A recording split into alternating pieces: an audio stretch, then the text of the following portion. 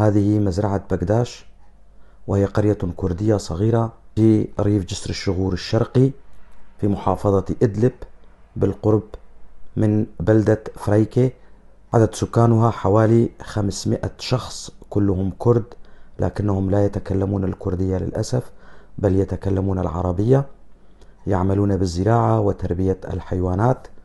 وهذه المعلومات وصلتني من أحد أبناء منطقة جسر الشغور، وأنا أقولها بصوتي. أنا علي عبد الله كولو من منطقة درباسية في محافظة حسكة، وأتمنى كما يتمنى كل الكرد الناطقين بالكردية أن يتعلم أهلنا في جسر الشغور لغتهم الكردية، وأن يسموا أبناءهم بأسام كردية، فلغتنا هدية من الله مثل باقي اللغات، وعلينا أن نتعلمها.